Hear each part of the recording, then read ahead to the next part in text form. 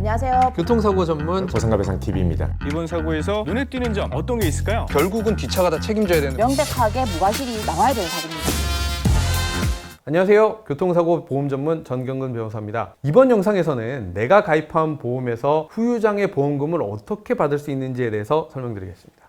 자, 다들 가입하신 보험의 증권을 딱 보시면요, 보험가입 목록에 후유장애 보험금 요 담보하고요, 요게 장애율의 몇 %에는 얼마, 몇 %에는 얼마, 이렇게 보험금이 구간별로 나눠진 것을 확인하실 수 있을 텐데요. 자, 이 보험금은 어떻게 해야 잘 받을 수 있을까요? 금액이 어떻게 산정되는지, 어떻게 해야 유리하게 받을 수 있는지, 이런 것들을 차근차근 설명드리겠습니다. 자, 일단 후유장애 보험금이 이게 어떻게 산정되는지 살펴보면요, 보험약관에 장애 분류표가 있는데요, 여기에는 장애의 의미와 신체의 각 부위마다 장애를 분류를 해서요, 판정할 수 있는 기준을 정해놨습니다. 평가 대상이 되는 신체 부위는 눈, 귀, 코, 씹어먹거나 말하는 총 13가지 부위인데요. 예를 들어 말씀드리면요, 보험증권에 후유장애 가입금액 1억 원 이렇게 담보가 있고, 또 관절에 장애가 남았다고 가정해 보겠습니다.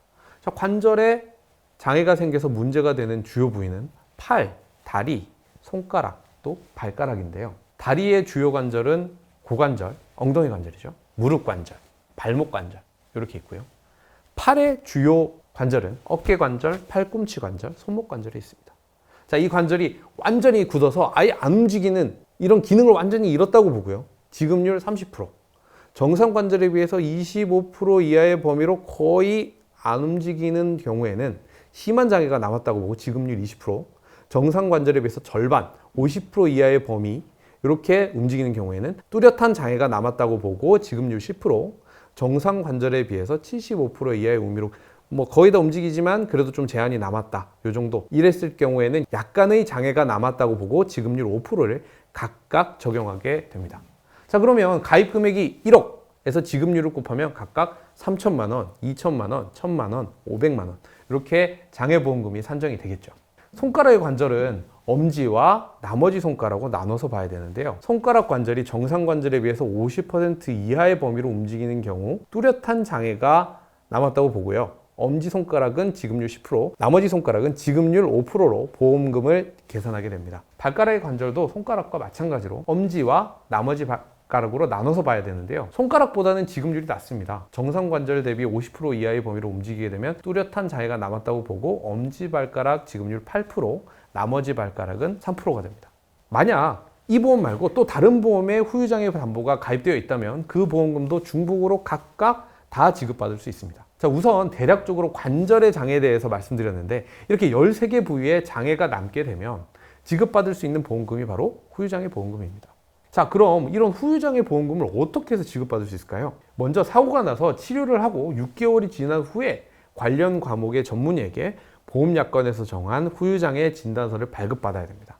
이 진단서에는 13개 부위에 남은 장애의 내용과 보험약관상 지급률, 그리고 영구장애라는 내용이 반드시 기재되어야 됩니다. 그러면 다시 중요한 문제가 남게 됩니다. 이 후유장애 진단서를 누구한테 받아야 될까요? 나를 수술해주고 치료해준 의사? 주치? 아니면 재활을 도와준 의사? 아닙니다. 왜냐하면 아무래도 이분들은 여러분을 직접 수술하고 치료하고 재활해준 의사인데, 환자가 치료받은 부위에 장애가 남았다 그러면 장애를 객관적이고 냉정하게 진단하기가 어려울 수밖에 없습니다. 다른 병원의 의사 입장에서는 자기가 치료한 환자도 아니고 장애 진단을 잘못해주면 그 뒤로 보험사나 환자에게 항의를 들을 수도 있으니까 섣불리 장애 진단을 하기도 어려운 것이죠. 그래서 후유장애 진단을 제대로 받기가 어렵기 때문에 수임료를 지불하더라도 전문가에게 사건을 위임하고 상의를 하면서 대학병원, 종합병원, 시립 또는 국립병원의 자문의사를 통해서 신뢰성 있고 객관적인 장애 진단을 받게 되는 겁니다. 신체 부위에 장애가 남는다, 안 남는다 라고 의학적으로 판단하는 것은 의사마다 또 다르고요. 그렇기 때문에 환자는 장애가 남았으니 보험금을 달라고 하고, 보험사는 장애가 안 남았으니 못 주겠다고 하고, 그래서 다툼이 발생하게 되는 겁니다. 자, 근데 나는 분명 몸이 불편해서 장애가 남은 것 같은데 보험사에서는 장애 아니니까 돈 못 준다고 하면 이거는 한번 따져봐야 되는 겁니다. 자, 이번 영상에서는 후유장애 보험금은 어떻게 산정되는지, 그리고 어떻게 지급받을 수 있는지에 대해서 설명드렸습니다. 물론 없는 장애를 있다고 속여서 장애 진단을 받고 보험금을 받으면 이건 보험 사기라서 안 됩니다. 그렇지만 반대로 있는 장애를 없다고 해서 보험금을 못 받게 되면 이거 이상하지 않을까요? 그렇기 때문에 전문가의 도움이 필요한 겁니다.